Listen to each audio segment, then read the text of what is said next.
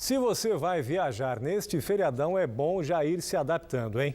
Dentro de 45 dias, acender o farol baixo durante o dia passa a ser obrigatório em todas as rodovias do país, sob pena de multa de R$ 85, mais 4 pontos na carteira de habilitação.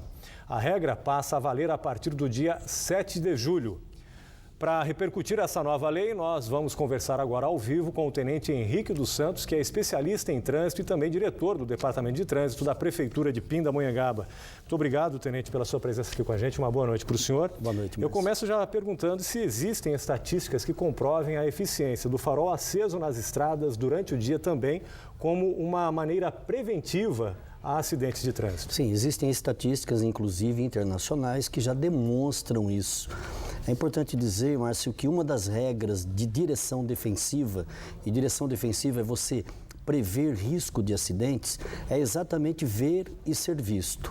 Então é claro que o automóvel com o farol aceso, mesmo durante o dia, ele vai auxiliar tanto os demais condutores como pedestres e ciclistas. Quer dizer que a grande sacada do farol aceso nas estradas é aumento da visibilidade, é isso? Sem dúvida nenhuma. As estatísticas apontam que a 3 quilômetros, o farol aceso durante o dia, um pedestre ou um ciclista consegue visualizá-lo. E da mesma forma também o motorista. Também a gente precisa observar que crianças e pessoas idosas têm um pouquinho mais de dificuldade com relação a mensurar a distância do veículo em relação à velocidade, principalmente em rodovias.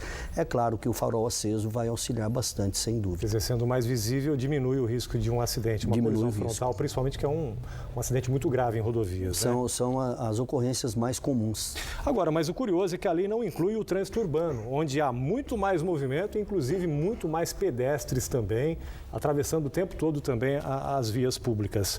No trânsito da cidade, os veículos eles são mais visíveis que nas estradas, é isso? Pela velocidade, sim. Porque você tem o trânsito com a velocidade maior, que são vias de trânsito rápido, sejam as rodovias estaduais ou federais.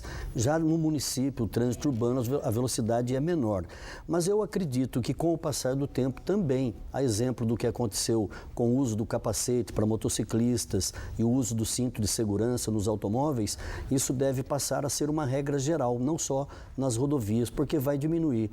Mesmo porque, Márcio, o número maior de atropelamentos, eles já acontece no trânsito urbano e não no trânsito rodoviário. Então, o senhor acredita que as estradas vai ser um período de adaptação a essa nova regra e provavelmente no futuro é inevitável, o trânsito urbano também vai exigir o uso do farol baixo aceso durante o dia? Eu acredito que sim. As polícias rodoviárias já vêm fazendo um trabalho de orientação para que o motorista, isso era opcional, agora tornar-se-á obrigatório, a fazer o uso do farol baixo nas rodovias. Mas agora, sendo obrigatório, como você falou na abertura da sua apresentação, o motorista ele precisa se adaptar. Então, ele vai se adaptando com o tempo. Ele terá 45 dias exatamente para se adaptar até que as polícias rodoviárias comecem a fazer as notificações. Agora, uma pergunta, acho que todo motorista faz nesse momento. Os carros no Brasil, eles ainda não saem de fábrica com o dispositivo de acionamento automático dos faróis, né? Isso não deve contribuir para a chamada indústria da multa? Às vezes ele vai esquecer de ligar o farol, está de dia, né? Sem contar que se ele acender o farol, como está durante o dia, ele pode não perceber que o farol ficou aceso e descarregar a sua bateria. Mas eu não acredito na indústria da multa justamente por esse tempo de adaptação, quando as polícias e os órgãos de fiscalização farão o trabalho de orientação e conscientização. Mas o ideal seria, a exemplo do que acontece nos Estados Unidos, você ligar o seu automóvel e o farol acender automaticamente, como já acontece com as motocicletas. Que são assim, sim. Até o limpador de para-brisa começou a chover, ele aciona automaticamente. Nós vamos chegar lá. Tá, mas o senhor acredita que, assim como o airbag, como a freio ABS, que agora tem que ser item de série na fabricação dos automóveis, aqui no Brasil os carros também podem vir a sair com esse dispositivo automático de acendimento dos faróis? Eu creio que sim, vai ser o diferencial das marcas, né, das montadoras, para prestar um serviço com uma qualidade melhor para os seus clientes.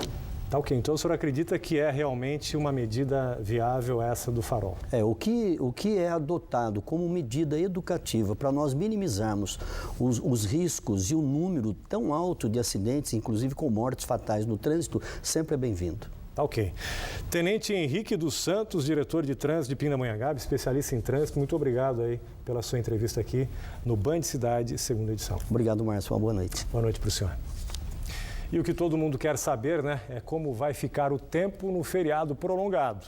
A massa de ar polar que derrubou os termômetros desde o início da semana já se afasta da região e aos poucos a temperatura fica mais agradável. Para os próximos dias, a tendência é de tempo bom com pancadas de chuva no final da tarde. Veja aí na previsão.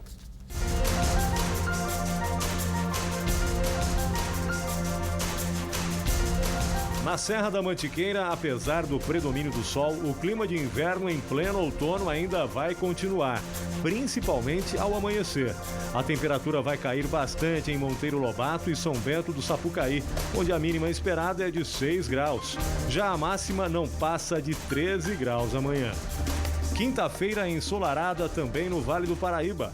Ao longo do dia, as nuvens aumentam gradativamente, mas não deve chover. Chuva só a partir de sexta-feira. Em Igaratá, os termômetros oscilam entre 10 e 22 graus. Em Aparecida e Cruzeiro, a máxima chega a 23 graus. No litoral norte, a nebulosidade vai ser mais intensa em comparação com o vale, mas o sol deve predominar. Em Ubatuba e Caraguatatuba, mínima de 15 e máxima de 23 graus. Hoje em Taubaté o tempo ficou firme e apesar da presença do sol, as temperaturas não subiram muito. A máxima chegou a 22 graus. Amanhã na terra de Monteiro Lobato faz sol outra vez e os termômetros atingem 23 graus. Chuva só a partir de sexta-feira. Em São José dos Campos, o feriado de Corpus Christi vai ser aproveitável, com sol entre poucas nuvens, mínima de 12, máxima de 23 graus e há previsão de chuva também na sexta-feira. Em São Sebastião, sol com poucas nuvens, mínima de 14 e máxima de 24 graus, ondas de 1,30 m de altura e ventos acima de 6 km por hora. A Prefeitura de São José dos Campos confirmou as 2 primeiras mortes por H1N1 na cidade. As vítimas são um homem de 25 anos que estava internado no Hospital Municipal e morreu no dia 31 de março. E também uma funcionária da Vigilância Sanitária que tinha 52 anos, morta dia 1º de maio no Hospital Santos Dumont. Na região, 6 mortes já foram confirmadas por H1N1. E hoje termina a campanha de vacinação contra a gripe em São José dos Campos. Mas a Secretaria Municipal de Saúde já havia informado que vai continuar aplicando o imunizante enquanto houver o estoque. Já em Taubaté, a Prefeitura informou que vai suspender a vacinação durante o feriado prolongado. No próximo bloco, na Argentina, Taubaté começa bem e com vitória maiúscula a busca pelo tetracampeonato pan-americano de handball. E tem também a agenda cultural para esta véspera de feriado prolongado. A gente volta dentro de instantes. Agora são 7h08. Até já.